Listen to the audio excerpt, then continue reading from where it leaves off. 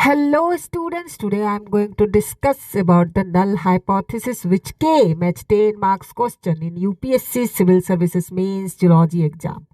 A hypothesis is the basic premise of a research.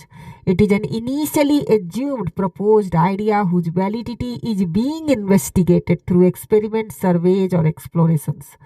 Null hypothesis is foundational concept in statistics propounded by R.A. Fisher.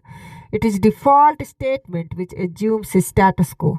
It is denoted by H0 and is formulated negatively. The null hypothesis H0 holds that no statistically significant differences exist between two groups being compared. For example, we make a research claim that new drug X can treat hypertension. What will be the null hypothesis H0?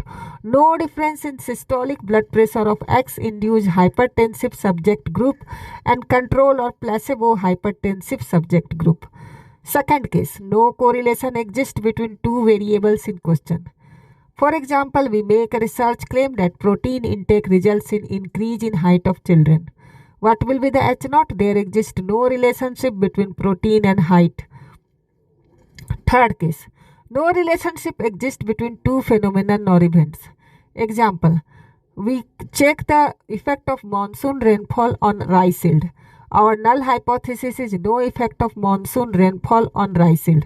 The validity of null hypothesis H0 is being examined using several statistical tests like parametric test, Z-test, T-test or ANOVA or non-parametric test like chi-square test.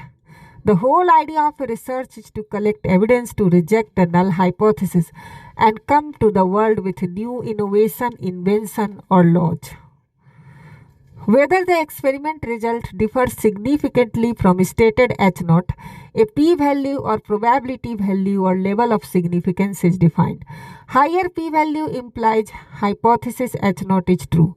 However, while accepting or rejecting the H0, there are likely chances of committing type 1 error false positive or type 2 error false negative, which can't be eliminated but can only be minimized by adjusting the p-value. हाँ, तो अब real life उदाहरण से समझते हैं null hypothesis और P value को। मान लीजिए आप रॉ के एजेंट हैं और आपको साबित करना है कि पाकिस्तान आतंकियों की नर्सरी है। अंतर्राष्ट्रीय कानून कहता है इनोसेंट अंटिल प्रूवन गिल्टी। सो नल हाइपोथेसिस है पाकिस्तान आतंकियों को पनाह नहीं देता। अब आप सारे गवाहों और सबूतों को इकट्ठा करके नल हाइपोथेसिस को गलत साबित करेंगे। पी वैल्यू यानी प्रोबेबिलिटी या लेवल ऑफ सिग्निफिकेंस।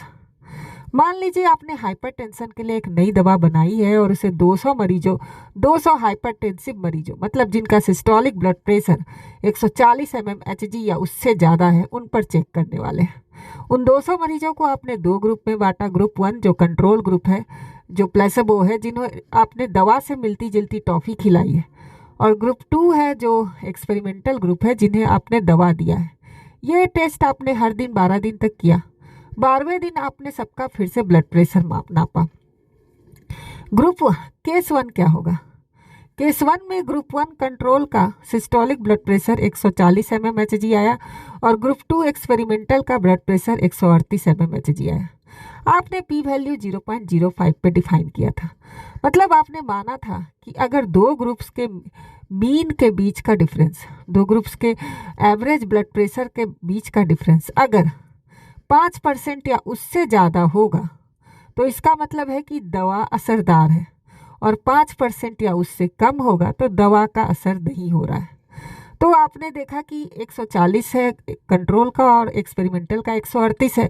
इसका मतलब है कि दोनों लगभग एक जैसा ही बिहेव कर रहे हैं, दवा असरदार नहीं है। केस 2 में आपने देखा कि कंट्रोल का blood pressure, systolic blood pressure है 140 mmHg और एक्सपेरिमेंटल का ब्लड प्रेशर है 120 mmHg, जो नॉर्मल सिस्टोलिक ब्लड प्रेशर जैसा है। दोनों ग्रुप के कंपैरिजन करने पे, स्टैटिस्टिकल कंपैरिजन करने पे आप पाएंगे कि दोनों ग्रुप के बीच 5% से अधिक का डिफरेंस आ रहा है। इसका मतलब है कि ये दवा के असर से हो रहा है और नल हाइपोथेसिस को केस 2 में आप रिजेक्ट कर देंगे। अब समझते हैं टाइप 1 और टाइप 2 एरर्स को। टाइप 1 एरर में हम लोग गलती से H0 यानी नल हाइपोथेसिस को रिजेक्ट करते हैं। टाइप 2 एरर में हम लोग गलती से एच नॉट यानी नल हाइपोथेसिस को एक्सेप्ट करते हैं। सिंपल उदाहरण के लिए भेड़िया आया कहानी लीजिए, जिसमें एक गडेरिया था जो हमेशा लोगों को बुलाता रहता था, भेड़िया आया कह के।